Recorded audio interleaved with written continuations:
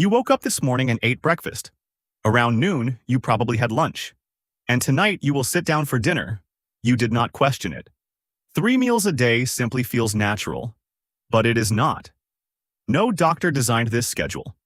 No ancient civilization discovered that 3 meals were biologically perfect. Breakfast, lunch, and dinner are not laws of nature. They are products of human history. Around 23,000 years ago, on the shores of what is now the Sea of Galilee, hunter-gatherers lived at a settlement called Ohalo II. Archaeologists discovered small dwellings built around hearths, along with evidence of more than 140 types of seeds, nuts, and plants. They also found bones from fish, birds, and small mammals. These people did not follow mealtimes. They ate when food was available. A successful hunt might lead to a feast. A bad day might mean almost nothing to eat. There was no breakfast at 8, lunch at noon, or dinner in the evening. Eating was not a routine.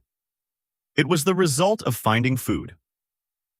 That began to change around 10,000 BCE, when agriculture developed across the Fertile Crescent. People could now grow crops, domesticate animals, and store food. Instead of constantly following animals and wild plants, they built permanent settlements. Food became more reliable. Cooking became more complex. Meals became more communal. But even then, people did not automatically eat 3 times a day. Meal patterns depended on culture, climate, religion, wealth, and daylight. Ancient Egyptians commonly ate 2 main meals.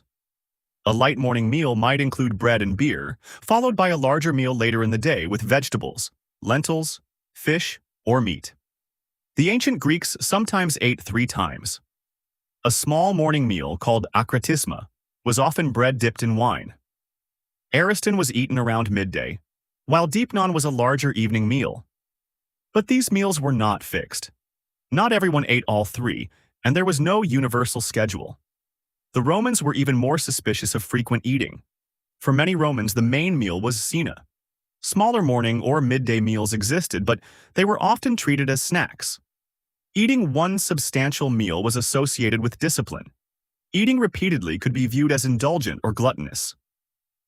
This attitude influenced parts of Europe for centuries. When European settlers reached the Americas, they were surprised by indigenous eating habits.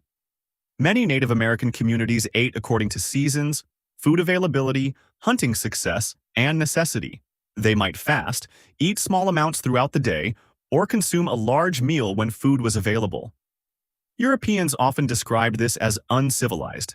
They believed disciplined societies should eat at disciplined times. But the modern 3-meal structure did not truly spread until institutions began organizing life around strict schedules. One early example was the British Royal Navy. Life aboard a ship required order. Sailors worked in shifts, performed exhausting physical labor, and needed food at predictable intervals. Meals were divided into a basic breakfast, a larger midday meal, and a lighter evening meal. This was not based on biology, it was based on logistics.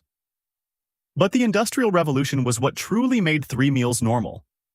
Beginning in 18th century Britain, factories transformed how people experienced time. Farm work had followed daylight, weather, and seasons. Factory work followed the clock. Workers arrived at fixed hours, operated machines for long shifts, and were given scheduled breaks. Eating had to fit around work. Breakfast came before the shift. Lunch came during the midday break. Dinner came after work. 3 meals a day was not a scientific discovery. It was an organizational solution to factory life. Industrialization also transformed breakfast. In medieval Christian Europe, eating early was sometimes discouraged, especially before morning worship. Breakfast was not always considered an essential meal. But working 10 or 12 hours in a factory without eating was difficult and sometimes dangerous. Workers needed energy before the shift began. Breakfast became fuel. Dinner changed as well. Before industrialization, the largest meal was often eaten around midday, when daylight was strongest. But factory workers could no longer return home for a long midday meal. The main meal moved to the evening, after work. Artificial lighting made this shift easier. By the 19th century, the modern pattern was largely established. breakfast before work, lunch during the break, dinner after the shift. Then commerce helped make it permanent. In the early 20th century, John Harvey Kellogg and other food manufacturers promoted breakfast cereals as healthy, convenient morning foods.